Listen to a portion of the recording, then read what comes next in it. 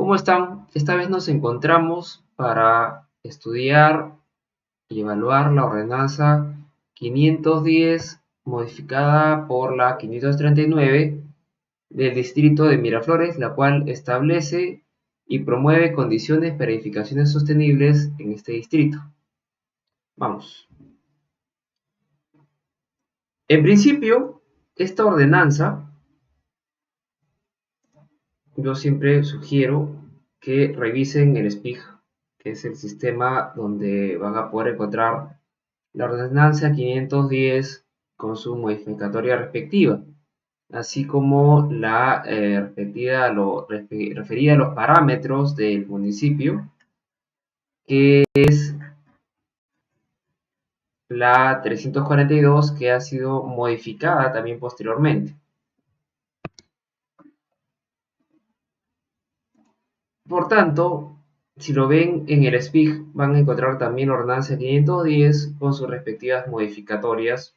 Como verán, hay artículos que han sido modificados, el 2, el 3, 4 y bueno, han habido bastantes modificaciones referidas a cómo debe entenderse la ordenanza y el tipo de beneficios. Por tanto, no es suficiente que vean únicamente la ordenanza 510 como sale en el peruano, sino la versión concordada con la 539. En algunos casos no es este, pero en otros sí hay decretos de alcaldía que aún así se les da el permiso para modificar o establecer reglas de detalle. Eso es importante conocer. Entonces, dicho esto, y también haciendo mención que se debe de verificar algunos aspectos, la misma ordenanza refiere a la 342 y sus modificatorias, que como verán existen, las hay, y por tanto van a encontrarlas en la 543, me parece 385 también, y por tanto deben de saber de que se tiene que verificar una con respecto a la otra. No obstante, entonces, la ordenanza, digamos 510 modificada, tiene una serie de títulos. El primero, que son las generalidades, refieren en principio el objetivo y la finalidad de la misma. Obviamente toda ordenanza tiene un objetivo y una finalidad. Pueden aparentar siempre todas ser iguales y no es así. Esta ordenanza, a diferencia de todas las demás que en la actualidad existen en Lima Metropolitana, sí da la posibilidad de que si no es suficiente los beneficios que obtienes, que adquieras otros de otro lote. Eso lo voy a explicar en un instante. En principio, el objetivo y finalidad son prácticamente 6, ¿no? Regular, criterios técnicos, establecer incentivos, promover la construcción de edificaciones sostenibles, y bueno, y todos los demás criterios que son referidos a la sostenibilidad, entre ellos también mejorar la calidad de vida de la población. Y respecto a cuáles son los predios que pueden recibir este tipo de beneficios, vamos a ver que hay un plano 1 y plano 2. El plano 1 les va a mostrar los beneficios, mejor lo muestro un instante. En cuanto a la altura, permite altura adicional a la edificación, la altura normativa, ojo, no cuenta ahí la colindancia, o sea, ganar altura por colindancia ni por consolidación, no, sino en función a la normativa. Ya voy a explicar de qué manera se tiene que obtener. Y bueno, y el plano 2, que es para las áreas en las cuales se puede tener como beneficio la reducción del área del departamento y o de los estacionamientos. Es importante también decir de que no serán de aplicación, obviamente, los predios o microzonas de valor urbanístico declarados en la ordenanza 387, ni tampoco aquellos que son bienes conformantes del patrimonio cultural de la nación. Es de acogimiento libre o voluntario. Como bien se puede entender, hay declaraciones juradas anexas que hay que presentar. Sobre las definiciones, la ordenanza 539 agregó una serie de definiciones y retiró en algún punto. Por ejemplo, ya no está techo verde, ahora hay azotea verde. También están las letras, los acrónimos de bueno, siglas en realidad, no acrónimos de las áreas del municipio, que son las encargadas de fiscalizar, de emitir la licencia o de verificar o tener forma catastral los certificados que se obtienen.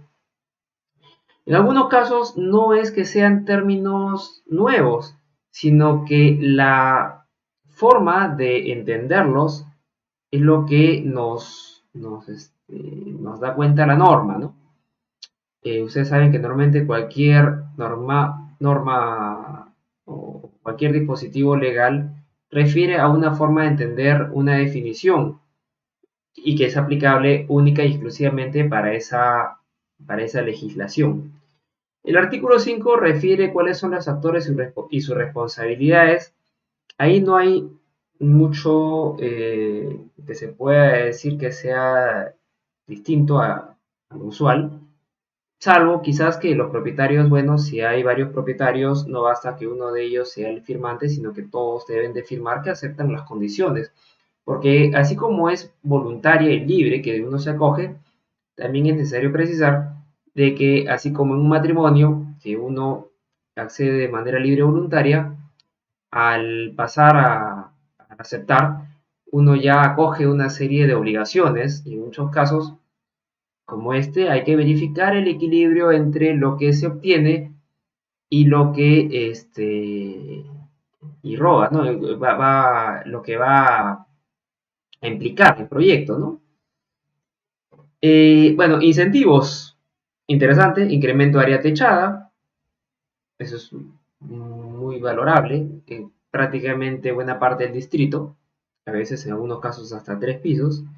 Reducción de parámetros de área mínima de unidad de vivienda y también ojo, eso sí no se aplica para unifamiliar en resumen, lo cual también obviamente es bastante lógico. La idea es densificar los distritos, ¿no? También esa es la idea general de la sostenibilidad, es tratar de ocupar menos área. Sobre los procesos hay dos momentos muy claros: la aprobación del proyecto y el otorgamiento, perdón, de la conformidad de la obra, donde se tiene que verificar el cumplimiento de todo lo previsto. Ahora, algo que se ha señalado aquí con color rojo en el mapa mental es que se debe de evaluar a través, mejor dicho, más que evaluar, se expresa todos estos beneficios finales a través de los CEPRES, que son los certificados de promoción de edificaciones sostenibles, que como verán son de 3 tipos, el A, B y C. Y como ya se dijo anteriormente, incremento de área techada por construcción sostenible, incremento de área techada por uso público y dos reducciones de área mínima por unidad de vivienda y del número mínimo de estacionamiento. Y bueno, y tenemos un cuadro 1 de los CEPRES y donde se aplica. Podríamos verlo quizás en este momento, quizás es el mejor momento ya. CEPRE tipo A. Requieres para ello un certificado, pero no cualquier certificado. A diferencia de las otras ordenanzas de Lima Metropolitana, donde es necesario un tipo de certificación internacional, pero no especifica una como mínima. En este caso, sí, para el CP tipo A requieres un certificado BREEAM o el certificado LEED, así como los criterios técnicos de diseño y construcción sostenible que Miraflores ha dispuesto. Antes este punto lo solventaba con el Código Técnico de Construcción Sostenible. Ahora es a partir de criterios técnicos muy concretos. El uso público del retiro, que obviamente implica también además que no hayan cercos, que se segreguen los residuos, que se habiliten los retiros como una proyección del área pública, que haya estacionamiento para bicicletas y azotea verde. Antes se hablaba de techo, ahora ya es azotea verde. Y el beneficio es recordar el número 25, en este caso 25%, en el caso de incremento de área techada, 25 del área techada total. Ya lo vamos a explicar porque eso también es importante, cómo se determina el área techada total. Reducción del 25% de área mínima unidad de vivienda y también de estacionamiento en el mismo rango. Tenemos que el CEPRE tipo B y tipo C. ¿Cuál es la diferencia respecto a la que ya hemos mencionado? Prácticamente son los mismos criterios, excepto en la certificación. El CEPRE tipo B permite como mínimo la certificación EDGE, la cual es muy... A mí me gusta mucho, personalmente siempre lo digo. LEED es muy bonita, también tiene aspectos muy interesantes, es muy completa, pero obviamente requiere un manejo mucho mayor de más variables, mientras que Edge maneja 3 variables de manera específica. Pero al obtener un CEPRE tipo B, a diferencia de la, obtienes, ustedes vieron 25, 3 veces, acá vas a obtener 15. 15% de reducción en área de vivienda, de estacionamiento y área techada total adicional del 15% con certificado Edge, mientras que con LEED o BREEAM era 25. El caso del incremento de área techada por uso público es la misma en los 3 casos. El tercero, que es el tipo C, a diferencia de los dos anteriores, no requiere en sí una certificación con estándares internacionales, pero al mismo tiempo, a diferencia del CEPRE tipo A, que era hasta 25% adicional, te da la posibilidad de un 10% adicional de área techada total y reducciones del 10% para los casos de los dos sectores del plano 2. Entonces, eso es importante y muy importante considerar. Entonces, bueno, ya hemos explicado esto, hemos mostrado el cuadro 1, que es de los tres CEPRE A, B y C, y los planos que dan cuenta de dónde se puede acoger, ¿no? Como verán, prácticamente casi la mitad del distrito como mínimo se permite un piso, y en bueno, en los ejes viales quizás hasta 3 pisos, pero el tema es de que ese plano 1 refiere a lo máximo en pisos, pero no obstante no te ganas, como digo, no ganas pisos. Lo que ganas es área techada. Lo que tienes que ver es cómo compatibilizar o cómo lograr la máxima cantidad de pisos y lo que siempre digo, encontrar el equilibrio entre el beneficio y las obligaciones, ¿no? Que eso es importantísimo, es un punto inicial. Bueno, el ámbito de referencia, como ya he dicho, hay que verlo en función de los planos. Lo que uno determina es qué tipo de CPR quiere, obviamente tomando en cuenta de que no en todos lugares puedes hacer todo, por ejemplo, las reducciones solamente son en los dos sectores, pero las características, como ya dije, por ejemplo, ¿cómo se caracteriza o se considera el área techada máxima? En la normativa no se toma en cuenta ni colindancia ni por consolidación. Y sobre lo que no se considera en el cálculo es el área techada de los niveles de estacionamiento, bueno, es bastante lógico, el área techada de la azotea, ni de los pisos adicionales, como dije, de aplicación del concepto de mayor altura o por colindancia. O sea, la idea no es que por la altura máxima por consolidación o colindancia, ahí te dan los pisos adicionales, sino el límite máximo es el que se establece en el plano 1. Ahora, sobre las alturas de consolidación, un poco para que tengas en cuenta, tienes que referirte a la ordenanza 342 en el artículo, me parece, bueno, en este momento mejor no lo menciono, pero para no empezarnos a confundir, pero igual como te digo, puedes verla en el SPIG, sugiero, de la mejor forma más ordenada. ¿Ven? Como ven acá aparece un decreto de alcaldía de este año, aprueban consolidación de línea de fachada, ahí empiezan a ver de que hay aspectos importantes que considerar que no siempre salen solamente en el peruano, sino en el SPIG. Entonces, ¿qué pasa si, por ejemplo, por la razón que sea, sucede de manera inversa? Haces tu cabida y con el CEPRE tipo A obtienes un área mayor a la que te permite la altura. Bueno, nada, te van a dar, como más adelante se explica, el certificado que puedes endosarlo, puedes venderlo, transferirlo, heredarlo. O si tienes una menor área con todo tu esfuerzo, adquieres el CEPRE de otro lote, ¿no? Porque se puede obtener de cualquier lote de Miraflores los beneficios. Eso también es lo interesantísimo. Es cierto que también Surco, por ejemplo, determina en función a zonas, pero Miraflores te determina de una manera más clara la posibilidad de comercializar tu beneficio, ¿no? Eso es buenísimo, es muy interesante. Genera un dinamismo quizás mayor que en otros distritos. Lo que habría que ver ya es el tema inmobiliario de cómo está yendo Miraflores, ¿no? Para lotes ubicados en, bueno, aquí ya se explica, con frente de dos calles paralelas, son aspectos también importantes que tienen que verlos. Sobre el alineamiento y retranque, la acumulación de incentivos y sectores donde no se permite aumentar la altura, ya lo hemos comentado. Sobre la acumulación de incentivos, se puede acumular sí los dos criterios de aumento de área techada y de reducción del retiro, ¿no? Bueno, el retiro definitivamente, más que reducción del retiro, es que el retiro lo entregas, porque el retiro de manera natural también es parte del lote y del predio y de la junta de propietarios. No obstante, se entrega a la ciudad, pero se entrega en el amplio sentido de la palabra. No puede haber nada que refiera a la edificación como tal, sino simplemente es una continuación más de la vereda, pero con ciertas condicionantes verdes, ¿no?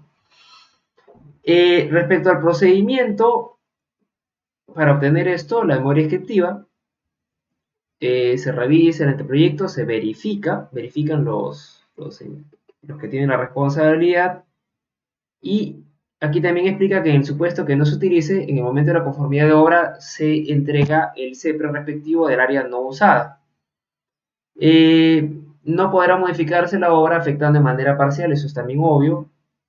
Y sobre las modificaciones hay dos casos, un caso 1 y un caso 2, que no disminuyen ni vulneren condiciones y aquellos de los cuales hayan cambios drásticos donde ya la situación se pone muy frágil, ¿no?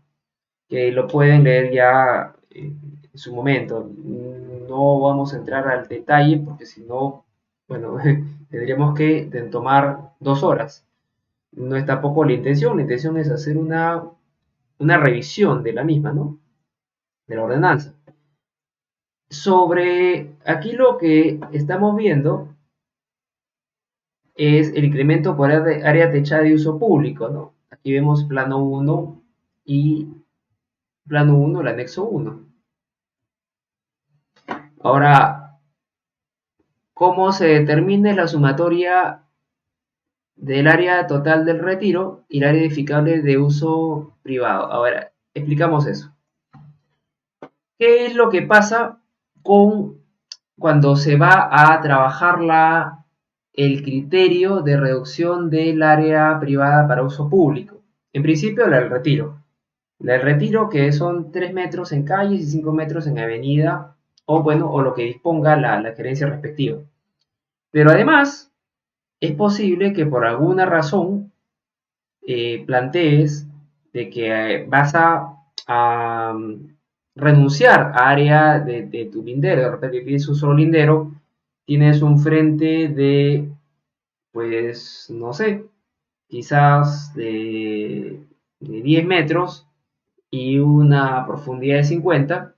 Y aunque tu retiro obligatorio, si fuese una avenida, es de 5 metros, podrías otorgar de los 5 adicionales 3 metros, pero estos 3 metros no se consideran solamente como un área de primer piso, sino que estos 3 metros por el frente se multiplican por los pisos que dejas de construir, y eso podrías tomarlos o con más altura o simplemente tenerlo como un certificado el cual puedes comercializar.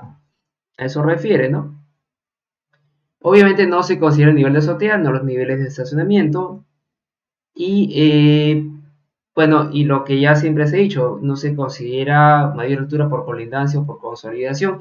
Punto importante porque hasta ahora hemos hablado del aspecto residencial.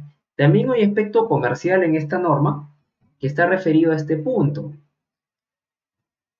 Los lotes con zonificación CM, ubicados en el sector urbano correspondiente a las avenidas Larco, Ricardo Palma, Paseo de la República, Alfredo Benavides, pueden alcanzar hasta una altura máxima de 2 pisos adicionales a la altura establecida en el plano 1, pero criterios básicos, obligatorios.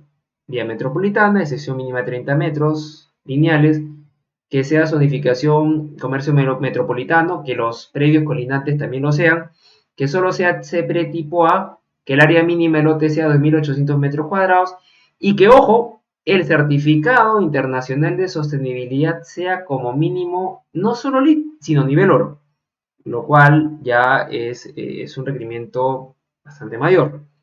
Entonces, hay una visión hacia la zona no solo residencial, como hemos visto, sino también lo comercial, pero con estos criterios. Y tres aspectos más que también define sobre el retiro, sobre el tema del lote esquina. Y bueno, y lo que se tiene que destinar un retiro frontal mínimo de 10 metros para uso público y restricto, ¿no? Muy interesante, pero también implica pues áreas mayores, ¿no?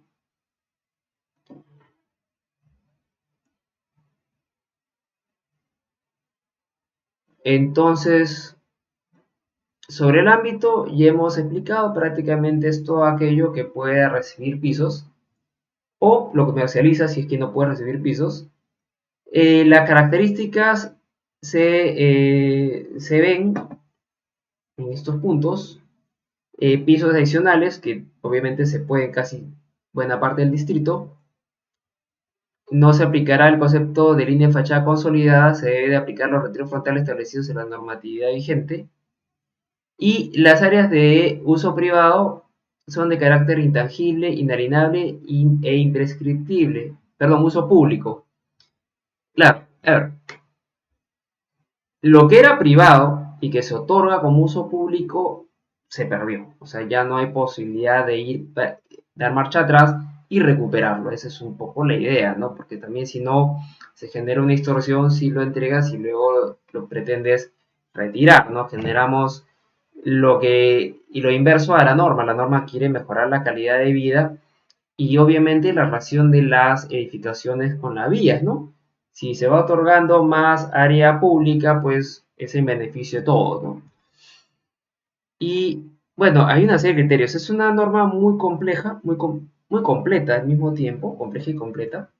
No obstante, bastante clara, ¿no? Que no se puede hacer. No puedes, en resumen, de todos esos dos puntos, la idea es que debe de entenderse el retiro como parte de la vía pública y tener área verde. Así de simple, no debe tener ningún detalle que relacione con la edificación como tal, ¿no?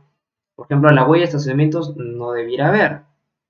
Por eso tiene que concebirse de una manera muy bien diseñada. Eso en resumen, porque son varios puntos, ¿no? Entre ellos, tener un solo punto de ingreso y salida de vehículos.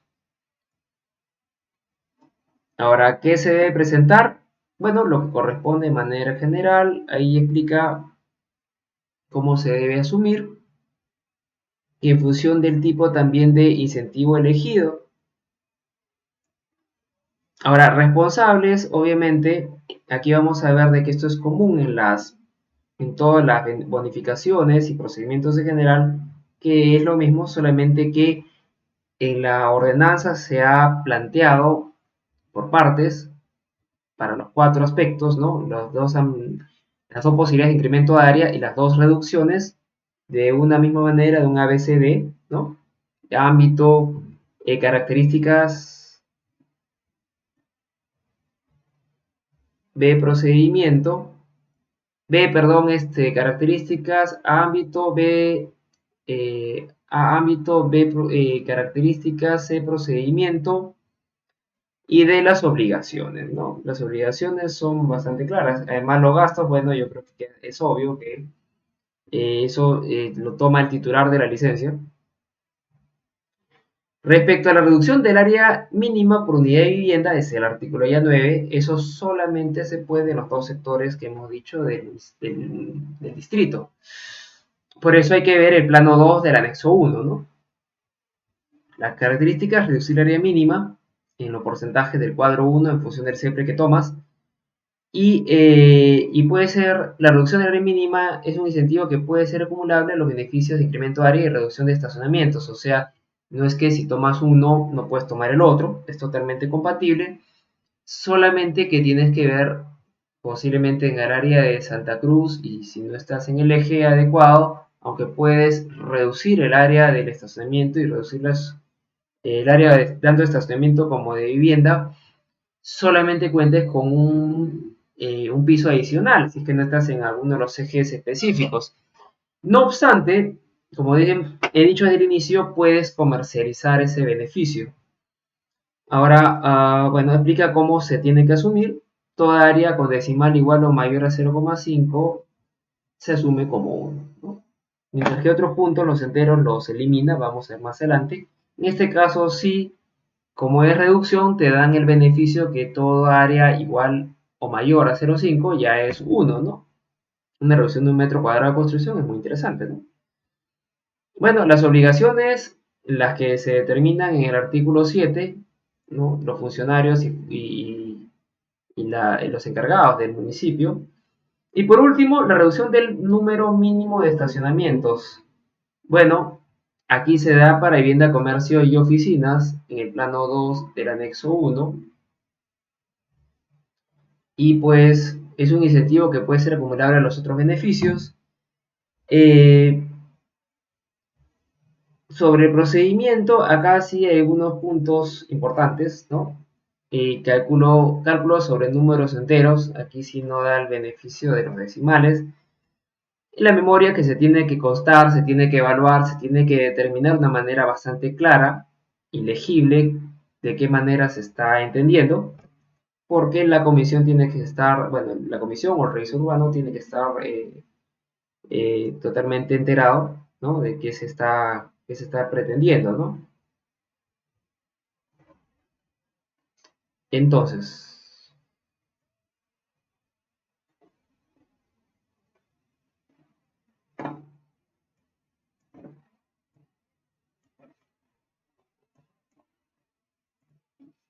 entramos en el título 3, que es sobre el certificado.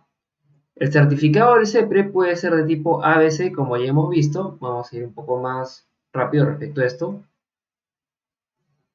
Y debe constar los nombres titulares, la dirección, el área techada, los beneficios y la cantidad de metros cuadrados, el cual puede ser repartido, o sea, el que utilizas queda ahí dentro de la construcción, pero el que no te lo entregan y se puede, o tiene 4 características del CEPRE: transferible, negociable, divisible y endosable.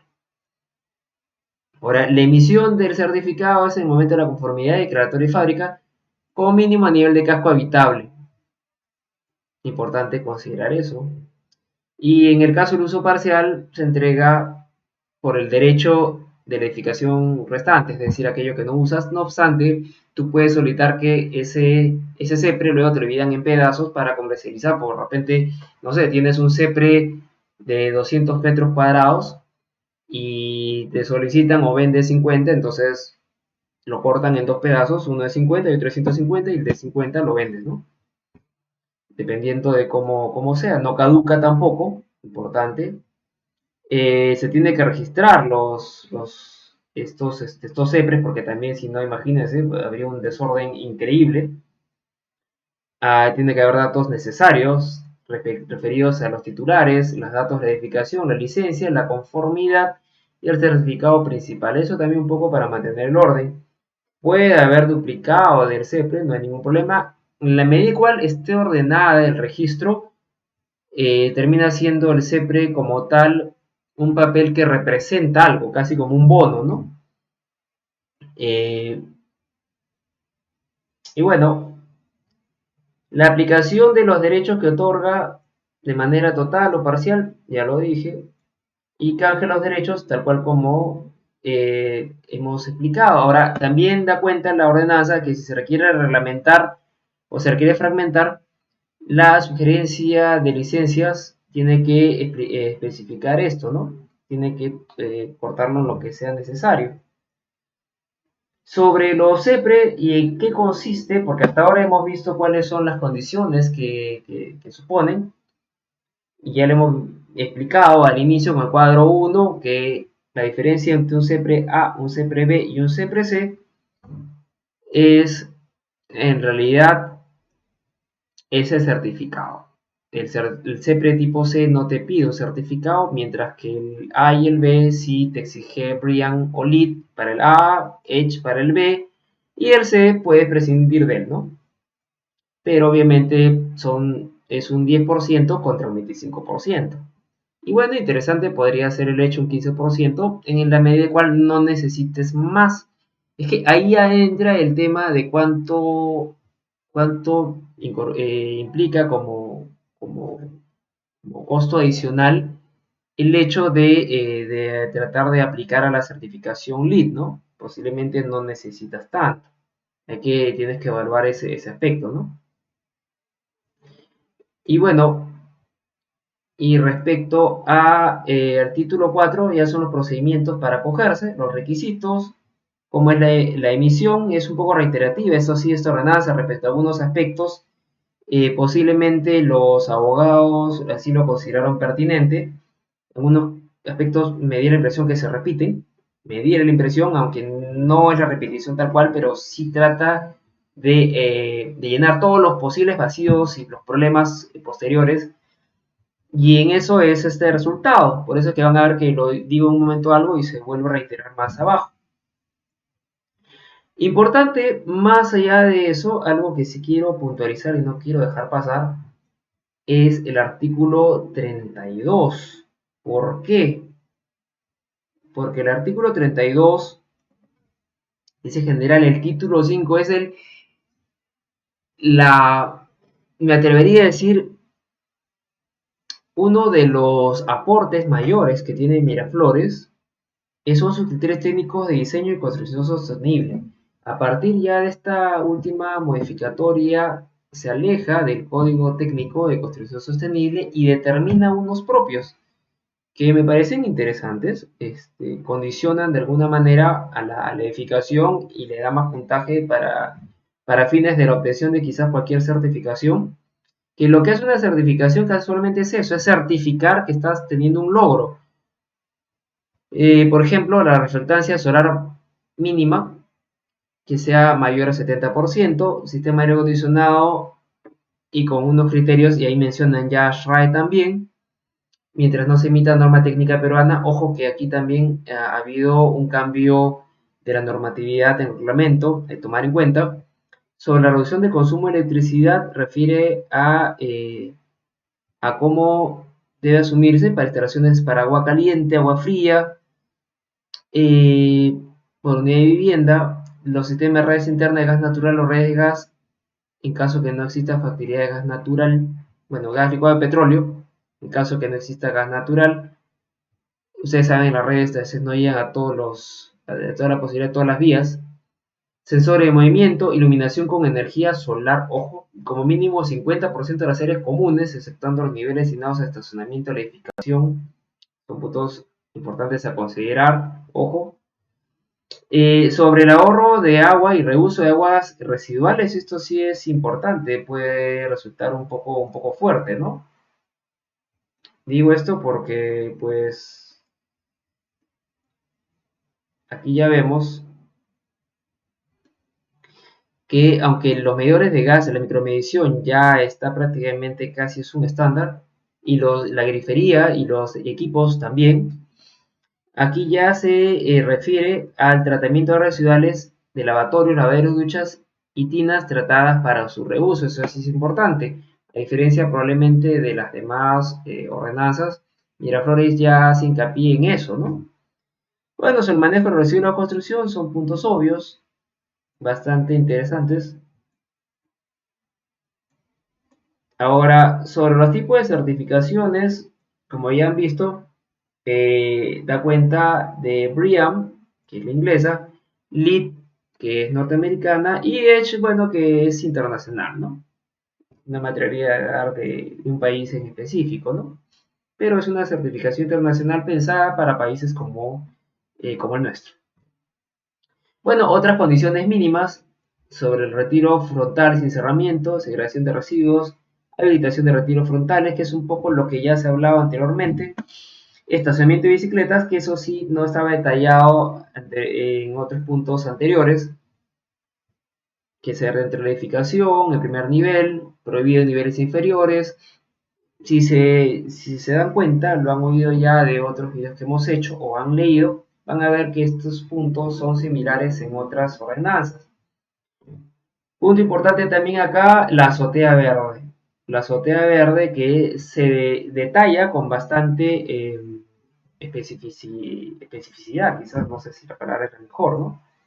Pero que sí es bastante más concreta, ya no es el techo verde, ahora es la azotea verde, donde refiere cómo se debe de considerar y permite también el criterio de la agricultura urbana. Ahora hay un artículo 35 que es el procedimiento en la licencia de edificación, que se debe entregar la copia del certificado preliminar, dése cuenta, ya refiere certificados preliminares cuando se está tramitando la licencia, no es que se espera hasta la conformidad a otra ordenanza por ahí, refiere que se entrega y bueno, pues si no lo obtienes, te van a poner en el FUE. En este caso, tienes que, desde el comienzo, con el certificado preliminar, prácticamente ya es casi la obtención. Bueno, no es la obtención en sí, pero de alguna manera demuestra que está bien encaminado el proyecto, ¿no? Dos puntos importantes. Reitera el tema de que se registrará todo lo relacionado con la utilización de derechos de edificación otorgados a través de los EPRES y en ningún caso se aprobarán proyectos cuya área techada total proyectada sobre la altura adicional permitida sea mayor que el incremento del área techada. Eso es punto importante, ¿no? Por lo demás, en la ejecución de obra, cómo es el procedimiento, en la conformidad de obra también explica y en qué momento se expide el CEPRE, cuando es culminada la obra de edificación, como comentamos anteriormente. Sobre el mantenimiento y las condiciones de sostenibilidad, como les dije, el tema de los contratos de compra y venta, el reglamento interno, tal cual como la otra ordenanza que hemos visto ya de San Borja, refiere, y eso es un poco lo que también les digo, o sea, tienen que tratar de encontrar el nexo para que quien los va a acompañar, su experto en sostenibilidad, también sea capaz de verificar el tema de su reglamento interno que ya tienen como costumbre de repente algún desarrollador inmobiliario tenerlo, para empezar a adecuarlo, ¿no?, a estas condiciones, porque también tiene que estar totalmente compatible, ¿no?, con todo lo que supone estos criterios sostenibles. Ojo que acá hay infracciones y sanciones, posiblemente los demás no hayan sido tan legibles las otras ordenanzas. Acá sí hay infracciones, sanciones. Esta es una ordenanza muy completa, mientras que la de San Isidro es completa en cuanto a que es un corpus unitario. Sobre el tema de sostenibilidad es muy específico y pretende de la mejor manera, mejor logrado también, alcanzar hasta niveles de demostrar cuando hay algún tipo de responsabilidad y lo que afronta, ¿no? Se debe comunicar en algún caso, por ejemplo, por no comunicar el cambio de propietario responsable de obra de edificación dentro de 15 días, por modificar o vulnerar condiciones de sostenibilidad, por no presentar declaraciones juradas del nuevo propietario, responsable de obra, otros compromisos asumidos por ordenanza, y tiene que estar verificando la creencia autorizada de control para que todo se encuentre conforme, ¿no? Ahora, sobre las disposiciones transitorias, aquí ya se refiere tanto los planos que se están aprobando, las solicitudes, las declaraciones juradas. La primera disposición refiere a todo lo que es esos papeleos, el anexo 2, 3 y 4, que son las declaraciones y la solicitud de acogimiento, mientras que el anexo 1 son los dos planos que ya hemos mostrado, el plano 1 y 2, sobre la publicación, sobre el cumplimiento, quiénes son las áreas competentes y lo importante general sobre que aquello que no esté detalle en esta ordenanza, hay que referirse a la 342 o a la ley 19090, lo que corresponde. Entonces, damos fin a esta explicación, ha sido un poco extensa, pero esta ordenanza lo amerita. De mi parte quedo llano a que cualquier consulta adicional puedan escribirme o también puedan comunicarse conmigo en lo que necesiten. De mi parte les agradezco su presencia, bueno, presencia virtual y será hasta entonces. Hasta luego.